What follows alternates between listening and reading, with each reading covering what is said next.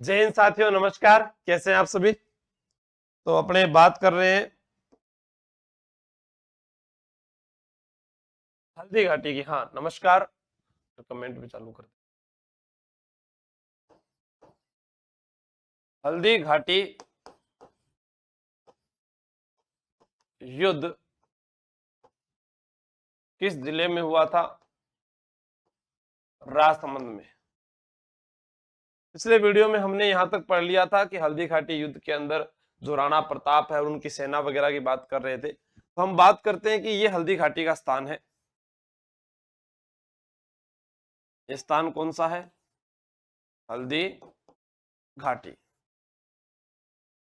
इधर है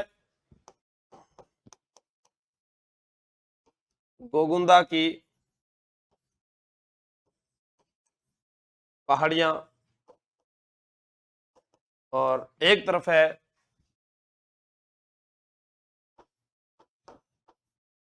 खमनोर की पहाड़ियां। जैसा कि आप चित्र में देख रहे होंगे, यहां पर ये दृश्य हल्दी घाटी का है और ये दिवेर का है। ये यहां पर लगा दिया। ये दृश्य दिवेर का है और ये वाला दृश्य जो आप देख रहे हैं, जिसमें एक घोड़ा जो है हाथी पर चढ़ा हुआ है, इस हाथी का नाम मर्दाना हाथी था। ये मानसिंह का हाथी था, इसका नाम था मर्दाना। और ये महाराणा प्रताप की सेना है, ये हल्दी घाटी की कंदराओं से गुजर रही है। कहां से गुजर रही है? हल्दी घाटी की कंदराओं से ये गुजर रही है। हाँ, ये आपको ध्यान रखना है, बिल्कुल। अब इधर खमनोर की पहाड़ी और गोगुंदा की पहाड़ी, इसमें अपने बात करते हैं कि जो गोगुंदा की तरफ है वो राणा प्रताप की सेना है। कौन सी सेना है? इधर अपने लिखते हैं कि राणा प्रताप की सेना। मैंने आपको बताया था लास्ट वीडियो में कि राणा प्रताप के पास 20,000 की सेना थी, 20,000। और इधर है मानसिंह की सेना। मानसिंह की सेना, और मानसिंह की सेना कितनी बताई थी आपको? 80,000। कितनी सेना थी? 80,000। अगर हम इनका अनुपात करें तो हमारे पास अनुपात निकलता है कि 1:4 के अनुपात में थी। किस अनुपात में थी? 1:4 के अनुपात में। अब अपने से एग्जाम में पूछा जाता है हल्दी घाटी युद्ध को नाम क्या क्या दिए गए हैं।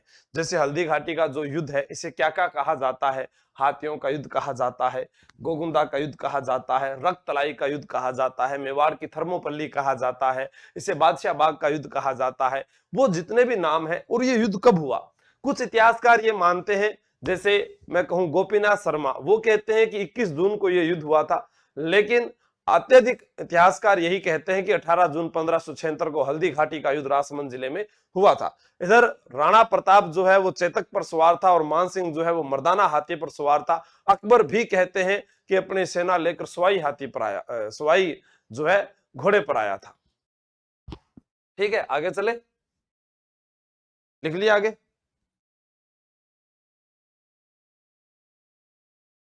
चलते हैं आगे।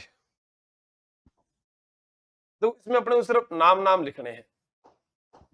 हल्दी घाटी का युद्ध कब हुआ?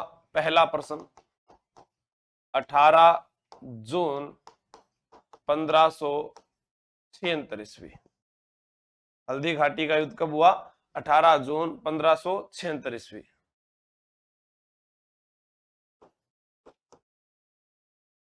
गोपीनाथ शर्मा के अनुसार, गोपीनाथ शर्मा के अनुसार हुआ था 21 जून 1576 ईस्वी। इसे क्या क्या कहते हैं हल्दी घाटी के युद्ध को? उपनाम,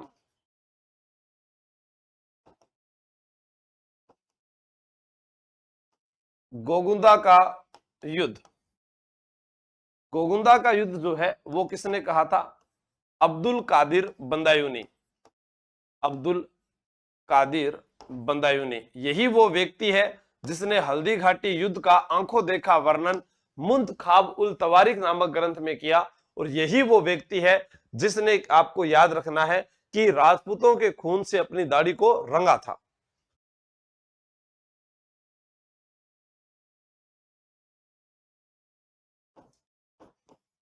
खमनोर का युद्ध। खमनोर का युद्ध कहा था? यहां पर एक अन्य इतिहासकार और मौजूद थे जिनका नाम था अबुल फजल। क्या नाम था? अबुल फजल। अबुल फजल ने इसे खमनोर का युद्ध कहा था। किस नाम से कहा था? खमनोर के युद्ध के नाम से भी इसे जाना गया।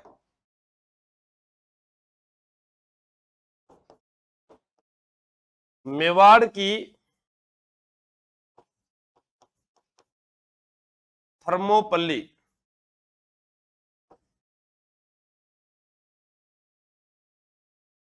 Colonel toad. मेवाड़ की थर्मोपल्ली क्या है?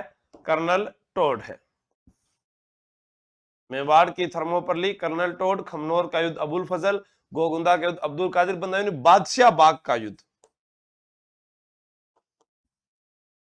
बादशाह बाग का युद्ध,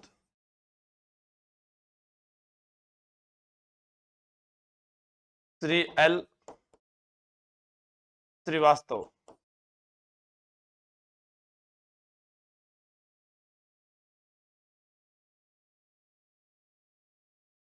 आशीर्वादी लाल श्रीवास्तव भी कहा जाता है। ठीक है, हाँ, नमस्कार। सारे नाम लिख सकते हैं आप जो आपको मालूम हो। हाथियों का युद्ध, हाथियों का युद्ध। रक्त तलाई का युद्ध, रक्त तलाई का युद्ध। ठीक है, रक्त तलाई का युद्ध। क्यों यो?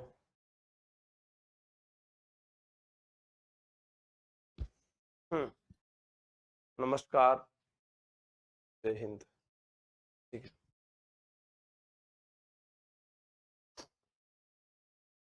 स्वतंत्रता प्रेमियों का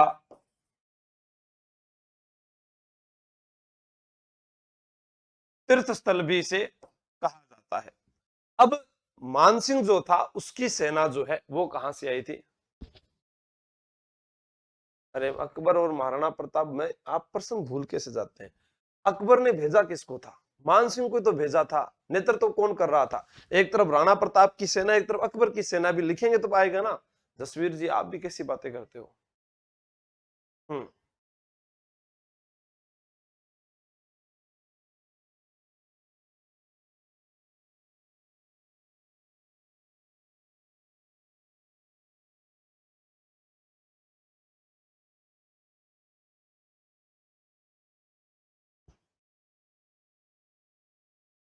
ठीक है, उतार लिया।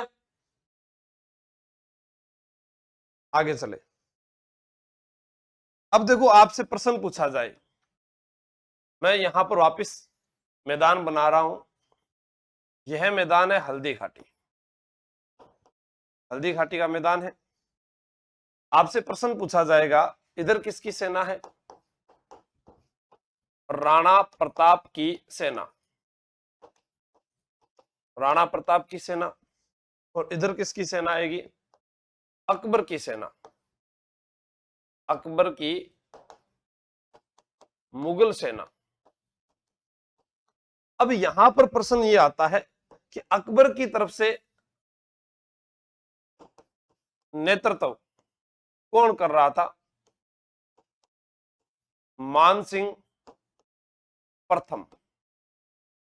मानसिंह प्रथम जो है वही इसका नेतृत्व कर रहा था।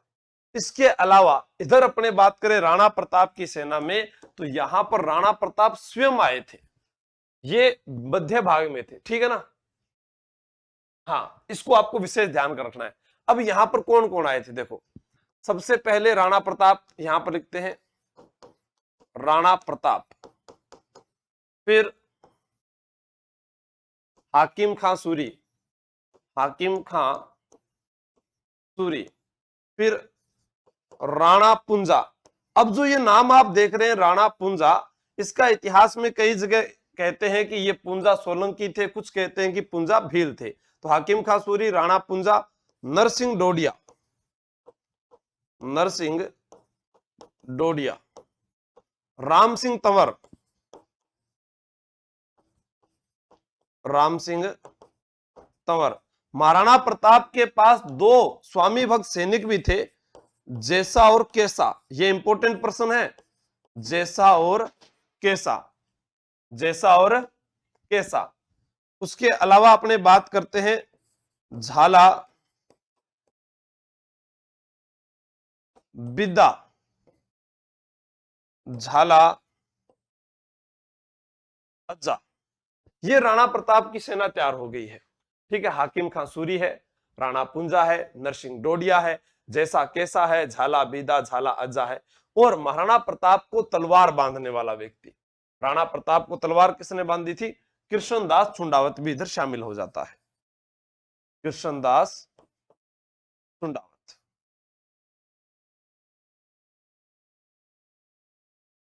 अब अपने को बात प्रश्न पूछी जाए कि मानसिंह प्रथम की सेना में कौन थे?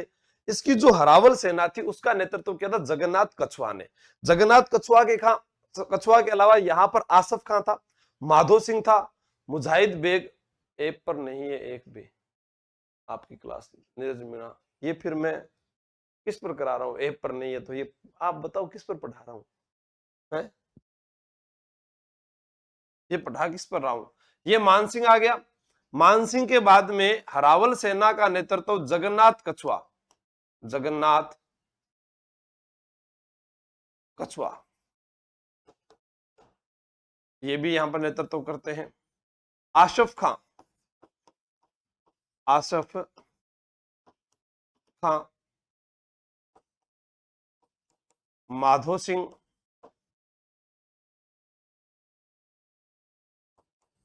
मुजाहिद बेग, मुजाहिद बेग, बंदायूनी यहां पर था,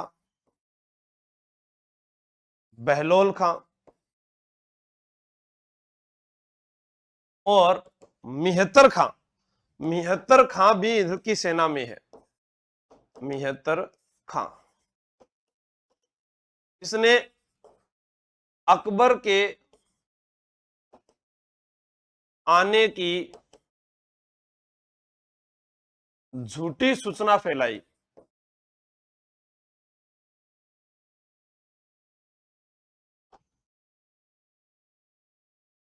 याद क्या रखना है कि जगन्नाथ कछुआ जो है वह आपको याद रखना है यहां पर कि जगन्नाथ कछुआ ने यहां पर हरावल सेना का नेतृत्व किया। ये ब्रैकेट में लिख देता हूं मैं, हरावल सेना, ठीक है ना। आसफ खां, चंद्रावल सेना। अब कई ये कहेंगे कि हरावल सेना क्या होती है, चंद्रावल सेना क्या होती है, मैं वो भी आपको यहां पर डिक्लेयर कर देता हूं। सेना का अग्रभाग क्या होता है? हरावल सेना होती है, हरावल सेना। जैसे हाकिम खां सूरी वो हरावल सेना में थे, हरावल सेना। राणा पुंजा चंद्रावल सेना, राणा प्रताप मध्य भाग। हल्दी घाटी के युद्ध की जो स्थिति बना रहे हैं अपने कि कौन कहां पर है उसके बारे में देख रहे हैं।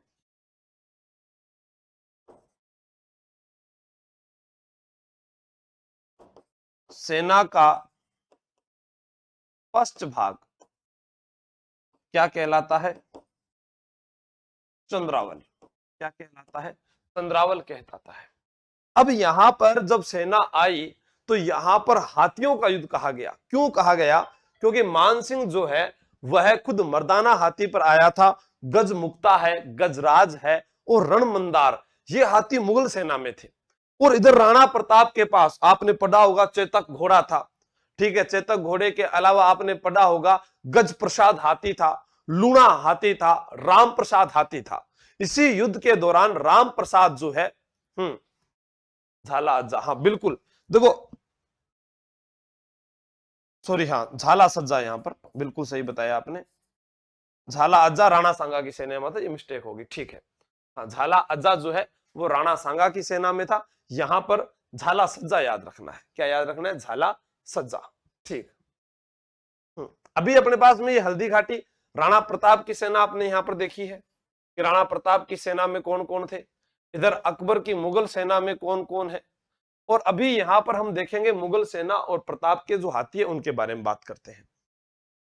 ये होता है सेना का पश्च भाग जिसको चंद्रावल कहते हैं, ये सेना का अग्र भाग जिसको हरावल कहते हैं। ठीक है, ये विशेषकर आपको बातें याद रखनी है कि इनकी सेना में कौन कौन थे। हाकिम खान, राणा पूंजा, नरसिंह डोडिया, राम सिंह तंवर, जैसा कैसा, झाला बीदा, झाला सज्जा, कृष्णदास चुंडावत, ये जो सारे व्यक्ति राणा प्रताप की सेना में है। जगन्नाथ कछुआ, आसफ खां, माधो सिंह, मुजाहिद बेग, बंदायूनी, बहलोल खां, ये सारे के सारे उधर है। हाँ, नितेश धाकड़ कर दिया वो सही। ठीक है, झाला सज्जा जो है वो राणा प्रताप में है, अज्जा राणा सांगा की सेना में है। लिखते समय गलती हो जाती है दोस्त।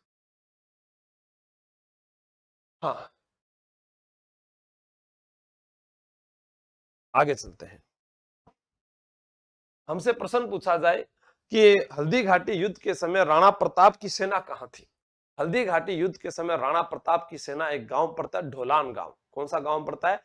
ढोलान गांव। वहां पर राणा प्रताप की सेना थी। ठीक है, लोसिंग गांव भी कह सकते हैं, ढोलान गांव भी कह सकते हैं। ये ध्यान रखना।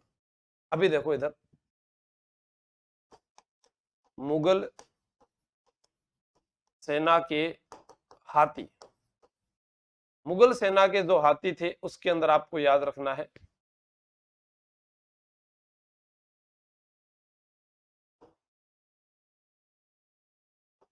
गजमुक्ता,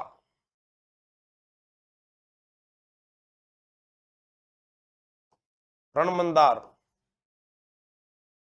रणमंदार, मर्दाना।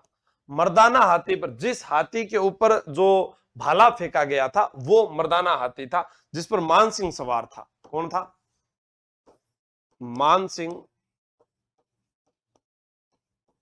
सवार था।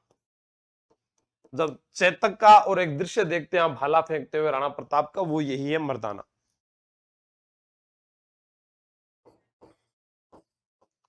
गजराज, क्या था? गजराज। और अकबर जिस घोड़े पर आया था उसको कहते थे सवाई। क्या कहते थे? सवाई कहते थे उसको। ठीक है। हाँ, नेक रहूंगा तरुण कुमार।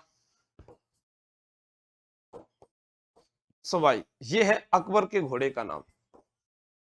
अकबर के घोड़े का नाम। यहां पर हमारे पास में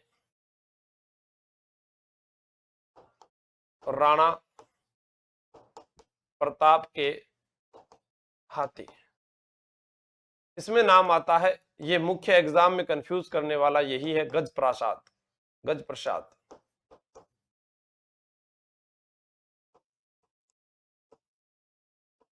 राम प्रसाद, लूणा हाथी,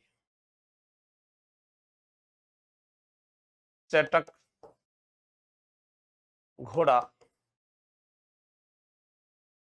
राणा प्रताप सवार। हल्दी घाटी युद्ध में एक त्राटक घोड़ा भी था जो नाटक के नाम से जाना जाता है, वो शक्ति सिंह के पास था जो महाराणा प्रताप के भाई थे। त्राटक या इसको नाटक घोड़ा भी बोलते थे।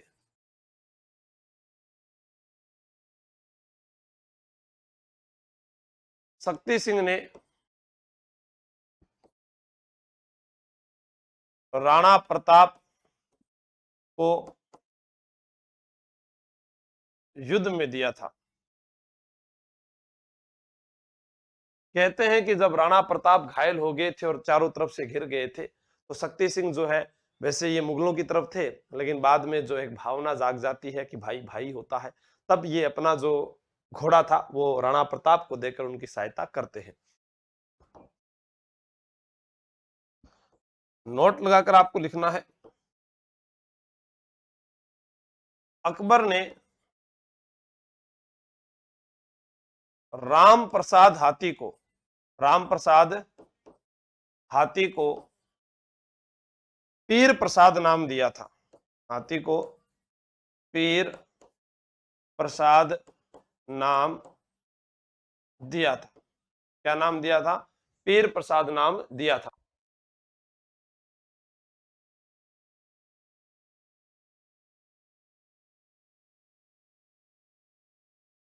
ठीक है, अकबर ने राम प्रसाद हाथी को क्या नाम दिया था? पीर प्रसाद नाम दिया था। अब यहां पर क्या हुआ था कि ये जो राम प्रसाद हाथी है वो अकबर के पास आ गया, कहते हैं कि इसने भोजन भी नहीं किया था और लास्ट में अपने जो है प्राण भी त्याग दिए थे। अब हमारे जो इतिहासकार हैं वो ये मानते हैं कि हल्दी घाटी युद्ध में राणा प्रताप की विजय हुई, और मुस्लिम इतिहासकार हैं वो ये मानते हैं कि हल्दी घाटी युद्ध के अंदर जो है अकबर की विजय हुई। जबकि अत्यधिक जो इतिहासकार है उन्होंने कहा कि ये अनिर्णायक युद्ध था। ठीक है, अनिर्णायक युद्ध। बाकी अभी कहा जाता है कि जो नए ग्रंथ मिल रहे हैं उनमें यही लिखा जाएगा कि राणा प्रताप की विजय हुई थी। ठीक है।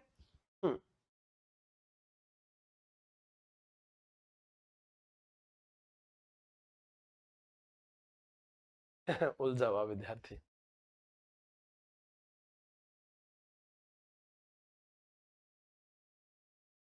ठीक है, आगे लिखते हैं।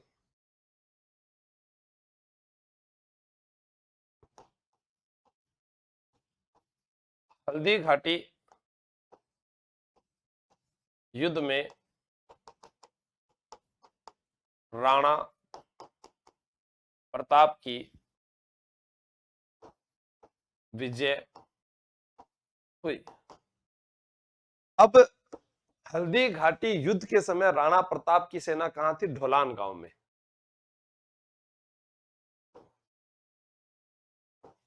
हल्दी घाटी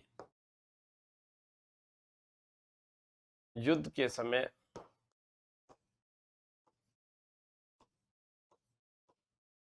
राणा प्रताप की सेना ढोलान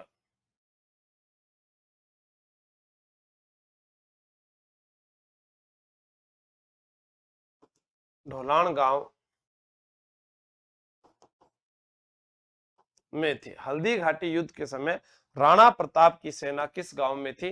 ढोलान गांव में थी। ये आपको विशेषकर ध्यान रखना है।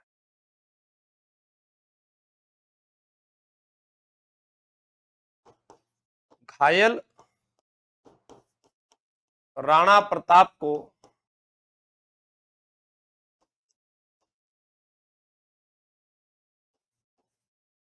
हल्दी घाटी के मैदान से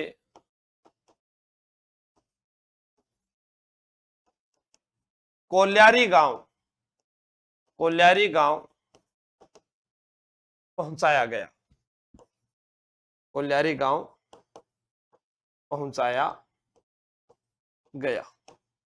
कोल्यारी गांव उदयपुर में पड़ता है, ढोलान राजसमंद में पड़ता है। राणा प्रताप का राज चिन्ह व मुकुट लेकर युद्ध किया। किसने किया था? झाला, बिद्दा, झाला, बिद्दा, झाला, सज्जा, झाला, मन्ना। अब इन्होंने युद्ध क्यों किया?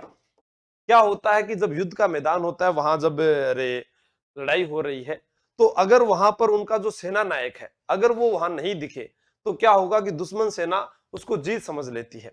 इसलिए ये जब घायल हो गए, ठीक है, तो वो क्या करता है कि इनको बाहर निकालते हैं और इनका राज चिन्ह और मुकुट लेकर युद्ध को जारी रखते हैं, ताकि दुश्मन सेना को यह लगे कि इनका जो सेना नायक है वो युद्ध के मैदान में है।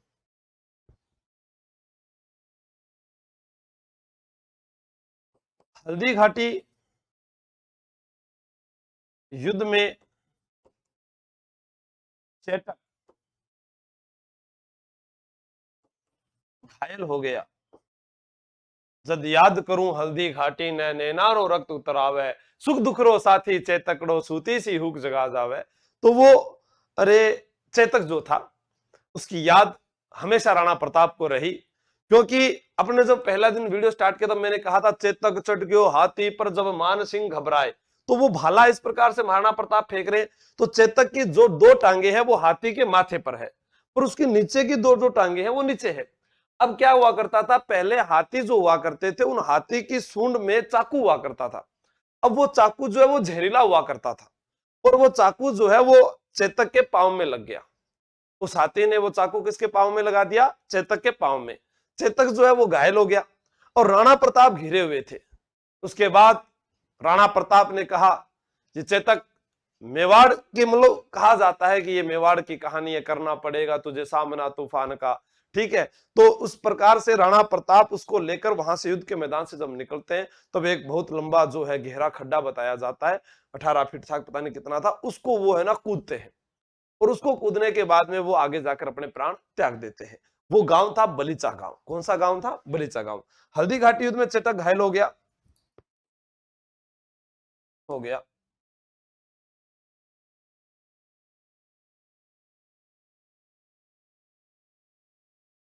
चेटक का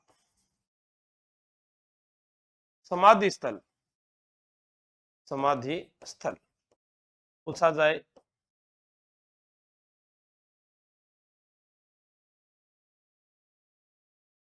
बलीचा गांव, उदयपुर। बलीचा गांव उदयपुर। यहां पर राजस्थान का पहला आईआईएम भी बना है, भारतीय प्रबंध संस्थान। अलग अलग है भानु पारिक ये, ठीक है, ये तीनों अलग अलग है। भारतीय प्रबंध संस्थान कहां पर है, राजस्थान का बलीचा गांव में। नोट लगा के लिख सकते हैं आप। यहां पर क्या बना हुआ है, भारतीय प्रबंध संस्थान, ठीक है, ये भी आपको ध्यान रखना है, यहां बना हुआ है।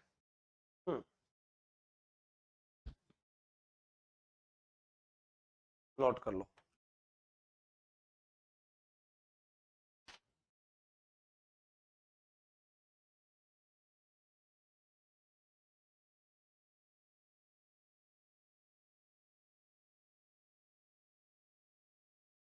अब जिस प्रकार से आपको ये चित्र दिख रहा है, यहां पर एक नदी बहती हुई दिखाई दे रही है, ये देखो मैं दिखाता हूं,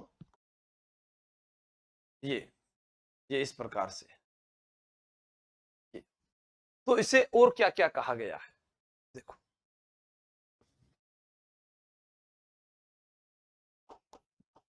बनास का युद्ध भी कहा जाता है। क्या कहा जाता है, बनास का युद्ध कहा जाता है। बादशाह बाग हमने पहले लिखा था, जिहाद गुरु का युद्ध, क्या कहा गया, जिहाद गुरु का युद्ध। अब जिहाद गुरु का युद्ध किसके द्वारा कहा गया था, आसफ खान ने इसको जिहाद गुरु का युद्ध कहा था। क्या कहा था, आसफ खान ने जिहाद गुरु का युद्ध कहा था। उसने कहा था कि आप तो केवल सिर्फ तीर चलाते जाओ, फायदा इस्लाम को ही होना है, ठीक है, फायदा इस्लाम को ही होना है, ये आपको ध्यान रखना। आसफ खान ने हल्दी घाटी के युद्ध में कहा था, आसफ खान। इसे मोलेला लोसिंग गांव का युद्ध भी कहते हैं, लोसिंग गांव का युद्ध भी कहते हैं, क्योंकि यहां पर दोनों सेनाओं का पड़ाव डाला गया था, जिसके कारण इसको यह कहा जाता है।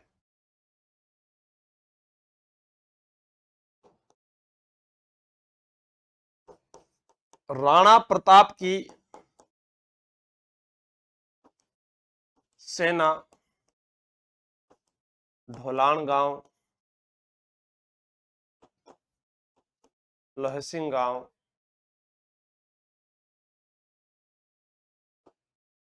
गांव, ठीक है, इसको लोसिंग भी लिख सकते हैं, लोहसिंग भी लिख सकते हैं, गांव में पड़ाव डालती है। अब आपसे पूछा जाए कि ये किसने कहा है, ये मेवाड़ी इतिहासकारों ने कहा है, जो लोकल वहां के लोग थे उनके द्वारा कहा गया है। अब यहां पर राणा प्रताप की हरावल सेना का, मध्य सेना का और चंद्रावल सेना का नेतृत्व किसने किया, ये मैं आपको बता चुका हूं पहले ही। ठीक है। हाँ, अब विजय के लिए क्या कहा जाता है, देखो, राज प्रशस्ति व मेवाड़ी इतिहासकार, मैंने कहा कि हम कभी भी मुगलों को विजय नहीं बता सकते, मेवाड़ी इतिहासकार राणा प्रताप को विजय मानते हैं, राणा प्रताप की विजय, वो क्या कहते हैं, राणा प्रताप। अगर राणा प्रताप इस युद्ध में विजय होते तो फिर उन्हें जंगलों में नहीं जाना पड़ता, कुंभलगढ़ में अपना दूसरा औपचारिक राज्याभिषेक नहीं करवाना पड़ता, और अगर अकबर इस युद्ध में विजय होता तो अकबर को दोबारा सेना नहीं भेजनी पड़ती, दोबारा दिवेर का युद्ध नहीं होता, वह चित्तौड़गढ़ पर अधिकार उसका जो कहते हैं, तो उसमें कहीं भी ये नहीं कह सकते कि कौन विजय रहा है। हाँ, गोपीनाथ शर्मा जो इतिहासकार है, उन्होंने इनको सही नाम दिया है कि यह एक अनिर्णायक युद्ध था, और यही सबसे ज्यादा जो है वो सही रहेगा। ठीक है।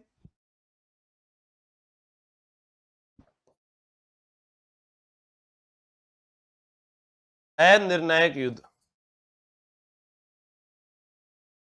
अनिर्णायक युद्ध किसने कहा है, गोपीनाथ शर्मा ने। एक ग्रंथ आता है मानचरित्र रासो कवि नरोत्तम का, उसमें यह कहा गया है कि महाराणा प्रताप का जालोर पर आक्रमण करना हल्दी घाटी का कारण था, जबकि एक ग्रंथ है जिसका नाम जय विनोद है, पंडित सदाशिव भट्ट का, उसमें कहा गया है कि प्रताप व मानसिंह के मध्य हुए मतभेद जो है वही हल्दी घाटी युद्ध का कारण बताया गया है, जब मैंने कहा था कि वो अमर सिंह से मिले थे। ठीक है। पंडित सदाशिव भट्ट क्या कहते हैं, मानसिंह व प्रताप के मध्य मतभेद को हल्दी घाटी युद्ध का कारण माना है। क्या माना है, हल्दी घाटी युद्ध का कारण माना है। किसने माना है, पंडित सदाशिव भट्ट ने। खमनोर की पहाड़ियों से बनास नदी का उद्गम होता है, गोगुंदा की पहाड़ियों से जो है बेड़च नदी का उद्गम होता है, और राजपूतों के खून से अपनी दाढ़ी को रंगने वाला व्यक्ति था हल्दी घाटी युद्ध के अंदर, वो था बंदायूनी। ठीक है। हाँ, आगे लिख देते हैं सारा। किरण बिश्नोई जी, हाँ सेम है।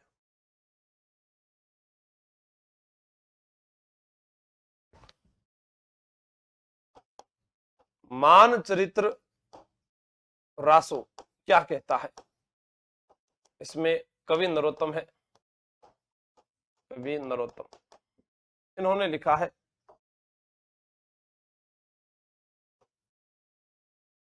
हल्दी घाटी युद्ध का कारण राणा प्रताप का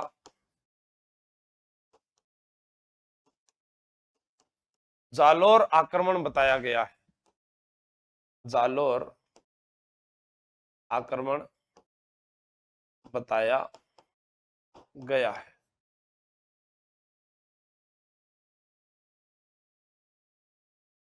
हल्दी घाटी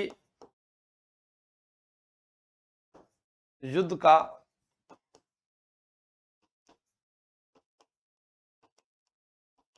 आंखों देखा वर्णन किस ग्रंथ में हुआ है, मुंतखाब उल तवारीख, मुंतखाब उल तवारीख। और यह ग्रंथ किसने लिखा है,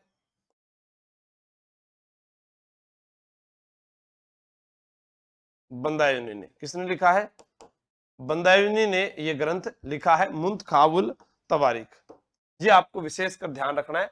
हल्दी घाटी युद्ध का आंखों देखा वर्णन मुंतखाबुल तवारीख में बंदायूनी ने किया। बंदायूनी का नाम अब्दुल कादिर बंदायूनी है, ठीक है। इसी बंदायूनी ने अकबर को जाकर भड़काया था कि राजपूत मानसिंह ने राणा प्रताप पर हमला नहीं किया है, ठीक है। ये भी इसी के द्वारा भड़काया गया कारण था। इसी के कारण अकबर ने जो मानसिंह था उसकी मनसबदारी को समाप्त किया और उसे सूबेदार बनाया था। क्या बनाया था? सूबेदार। वो अपने मानसिंह पढ़ेंगे तब बताऊंगा।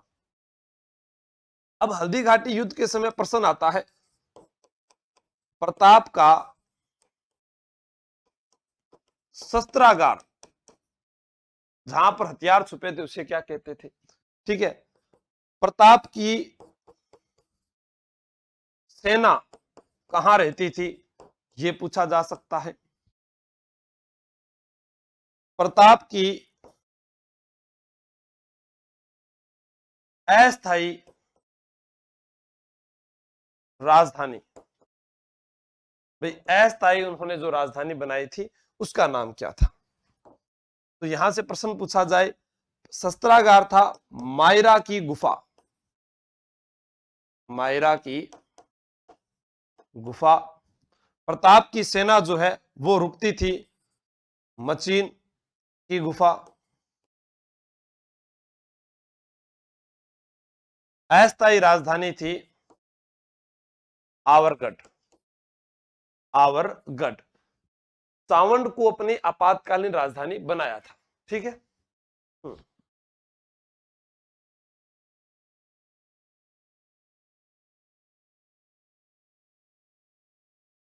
रोज नहीं होता है, ठीक है।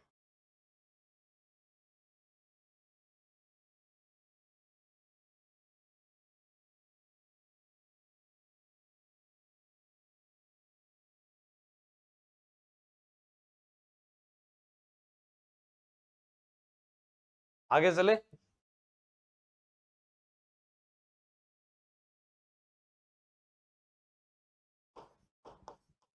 राणा प्रताप मेवाड़ के 54वें शासक थे।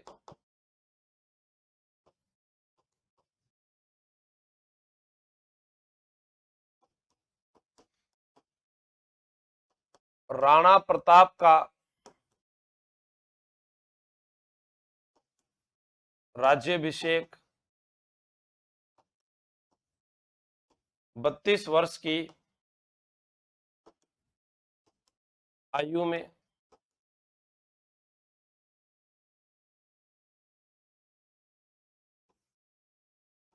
राणा प्रताप के पास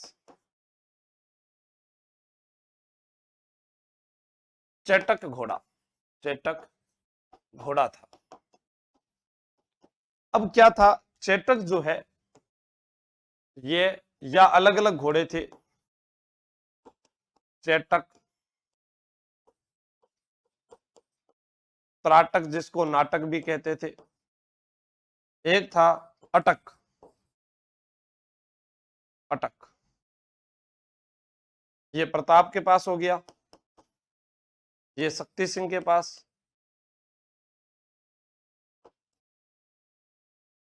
ये तीनों घोड़े जो थे, ये तीनों घोड़े ये काठियावाड़ी नस्ल के घोड़े हैं। काठियावाड़ी नस्ल जो अपनी स्वामी भक्ति के लिए जाने जाते हैं। एक बार क्या हुआ था कि यहां पर एक व्यापारी आया था, वो ये घोड़े लेकर आया। उस व्यापारी ने कहा कि ये बहुत ही जो है, अरे क्या बोलते हैं, गोगुंदा कुलदीप जी, तो ये बहुत ही वो है स्वामी भक्त घोड़े हैं। तो महाराणा प्रताप ने कहा भी पता कैसे लगाए? तो क्या ठीक है बता देते हैं अभी। तो एक इस प्रकार से छोटे से स्थान के अंदर जो कांच होता है उसका घोल जो है वो बिखेर दिया और यहां पर अटक घोड़ा खड़ा किया।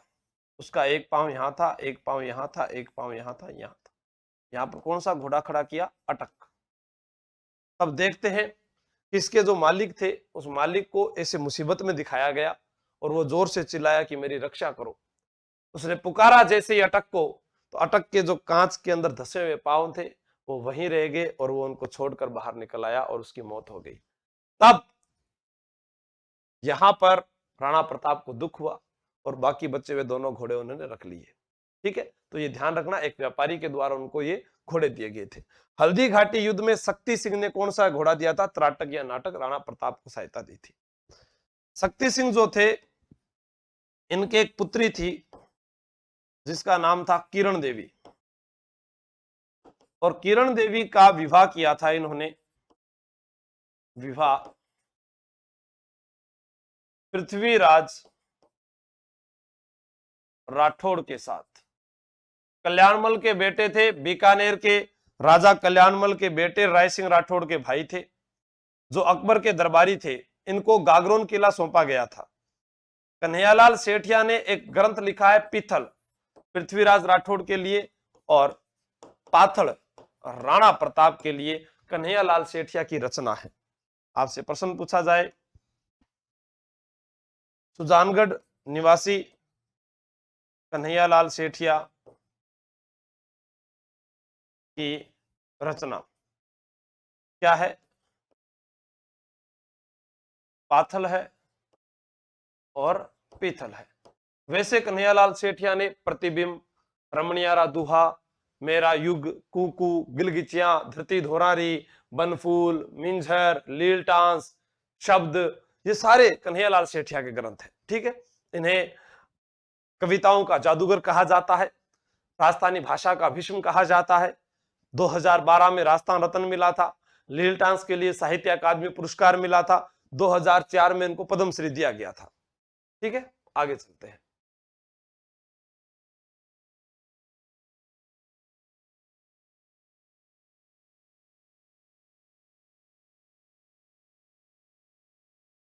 उतार लिया था ना वो, लिखो महाराणा प्रताप की समाधि स्थल, वो बाद में पढ़ेंगे विशाल।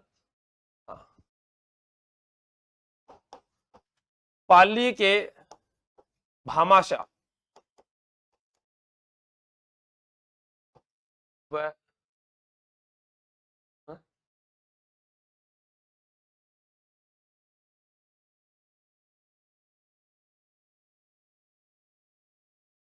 कोई बात नहीं। पाली के भामाशाह व राणा प्रताप की मुलाकात, पाली के भामाशाह व राणा प्रताप की मुलाकात चूलिया गांव में हुई थी। इनका चालन दे, कंटिन्यू कर दे, बंद ना करी। पाली के भामाशाह व राणा प्रताप की मुलाकात चूलिया गांव में हुई थी। अब इस भामाशाह ने क्या किया था मालूम है आपको? भामाशाह ने 20,000 स्वर्ण मुद्राएं देकर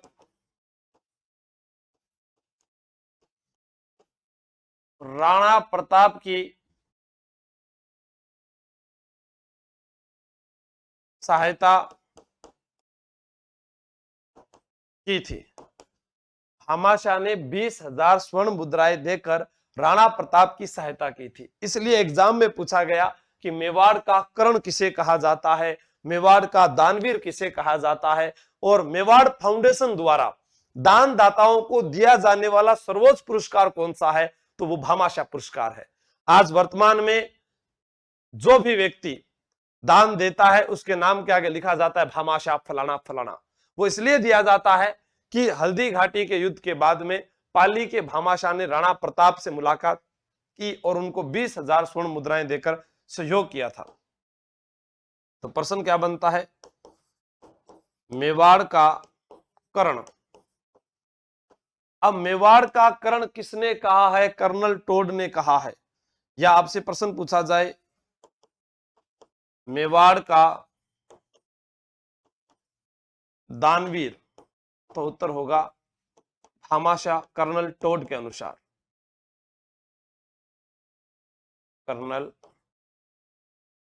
टोड के अनुसार। पर आपसे पूछे कि मेवाड़ के रक्षक तो आपके पास में नाम राणा हमीर का भी आएगा, राणा प्रताप का भी आएगा और भामाशाह का भी आएगा। क्योंकि जब चित्तौड़गढ़ का पहला साका हुआ था 26 अगस्त 1303 को, उस समय रावल रतन सिंह के बाद में कोई नहीं बचता है। राणा हमीर जो होते हैं वह सिसोदिया वंश की नींव रखते हैं, ठीक है। तो वहां पर जो है मेवाड़ के उद्धारक के रूप में निकले थे राणा हमीर। और यहां पर भी जब हल्दी घाटी का युद्ध होता है और उदय जो इनके पिता थे उदय सिंह, उनकी मृत्यु हो जाती है, तब राणा प्रताप भी मेवाड़ के उद्धारक के रूप में आए हैं। और अगर भामाशाह नहीं होते तो राणा प्रताप के पास सेना दोबारा नहीं जुट पाती, इसलिए भामाशाह को भी मेवाड़ का उद्धारक कहा गया है। तो हमारे से प्रश्न पूछा जाए, मेवाड़ का उद्धारक, या इसे बोलते हैं मेवाड़ का रक्षक, किसे कहा जाएगा? नंबर 1 पर आएंगे राणा हमीर, राणा हमीर। नंबर 2 पर आएंगे राणा प्रताप, और नंबर 3 पर आएंगे भामाशाह। ठीक है, उतारिएगा इसको।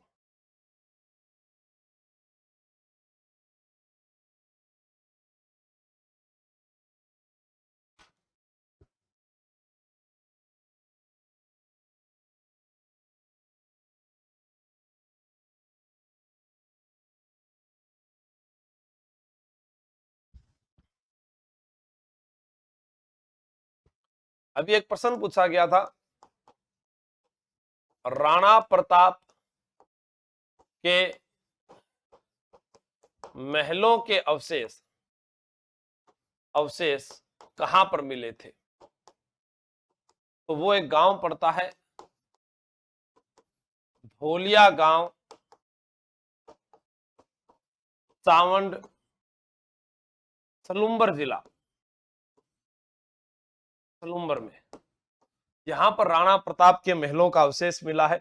बाकी जब अपने चावंड को आपातकालीन राजधानी बनाएंगे दिवेर युद्ध के बाद, तब उसके बारे में पढ़ेंगे।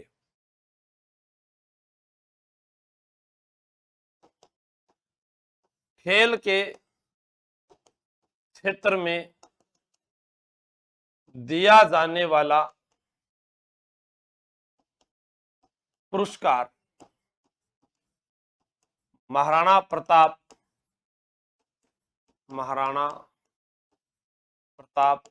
पुरस्कार था। और ये पहला पुरस्कार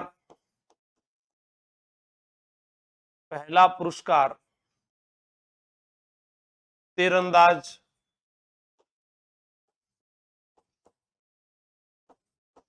लिम्बाराम को दिया गया।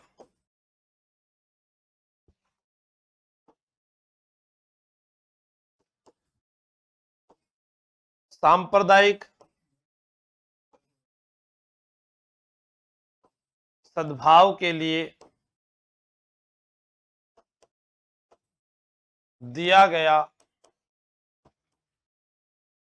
पुरस्कार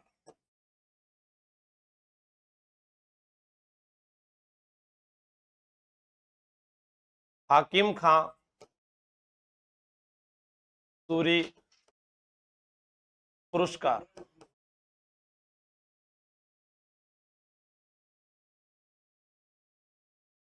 सांप्रदायिक सद्भाव के लिए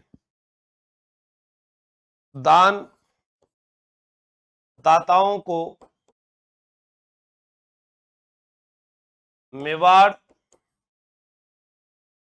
फाउंडेशन की तरफ से दिया जाने वाला पुरस्कार वो है भामाशाह पुरस्कार।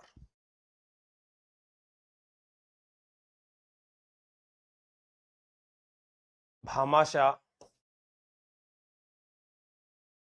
पुरस्कार, ठीक है। आपको याद रखना है कि खेल के क्षेत्र में दिया जाने वाला सर्वोच्च पुरस्कार। हाँ, कुंवर किरण कुंवर मीना बाजार में खंजर लेकर अकबर के ऊपर बैठ जाती है, बिल्कुल वो दृश्य अलग है, वो यहां पर नहीं पढ़ेंगे। हाकिम खां सूरी, इनका मकबरा खमनोर राजसमंद में बना हुआ है। और आपको याद रखना है कि हाकिम खां सूरी जो है वो हरावल सेना, देखो हाकिम है रावल, हाकिम है रावल सेना का नेतृत्व करते हैं। और यहाँ पर हिंदू की सहायता एक मुस्लिम द्वारा की जाती है, तो सांप्रदायिक सद्भावना के क्षेत्र में दिया जाने वाला सर्वोच्च पुरस्कार यही है। लाडला गुड मॉर्निंग, उतारो इसको आप। हाँ,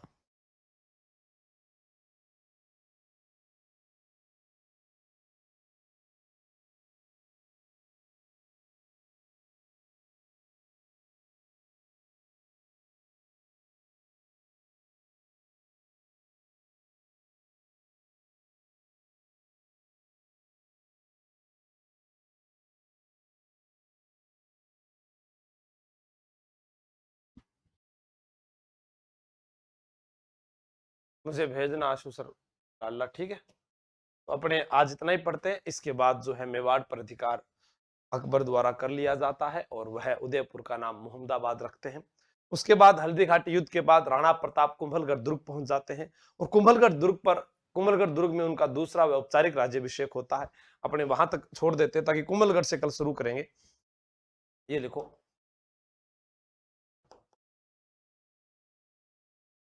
हल्दी घाटी युद्ध के बाद अकबर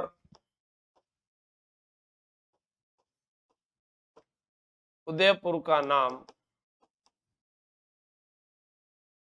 बदलकर मोहम्मदाबाद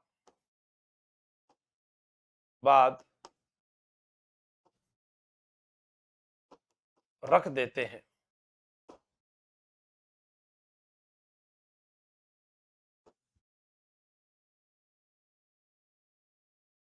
विशेष आपको याद रखना है मोहम्मदाबाद, क्योंकि ऐसे नाम पूछे जाते हैं, जालोर का नाम जलालाबाद है, फलाना फलाना कई पूछे जाएंगे, सिवाना का खेराबाद है, गागरोन का मुस्तफाबाद है, बूंदी का फरूखाबाद है, कई आपसे एग्जाम में पूछे जा सकते हैं। हल्दी घाटी युद्ध के बाद राणा प्रताप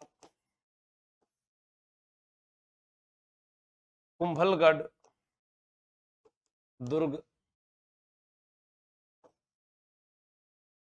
पहुंच जाते हैं।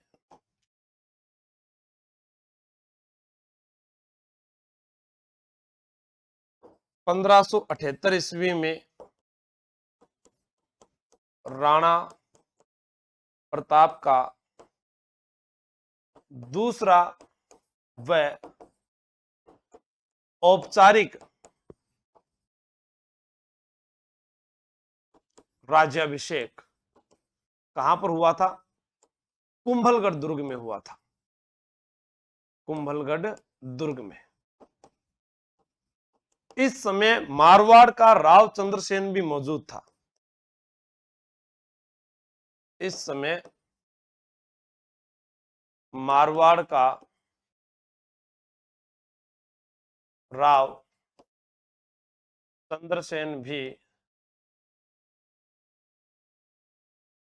मौजूद था, ये आपको ध्यान रखना है। उसके बाद यहां पर अकबर के द्वारा वापिस शहबाज खां, अब्दुल खाने खान, अब्दुल रहीम खाने खाना, जगन्नाथ कछुआ को वापिस भेजा जाएगा राणा प्रताप पर। उसके बाद अपने बात करेंगे, ठीक है। कल इसके बारे में बात करेंगे, कल राणा प्रताप को अपना पूरा पढ़ लेंगे, जिसमें दिवेर का युद्ध भी कल शामिल होगा, जिसे मेवाड़ का मैराथन कहा जाता है। और कुछ ऐसी बातें जो आप लोगों ने पहली बार सुनी होगी वो कल मिलते हैं। धन्यवाद, जय हिंद, जय भारत।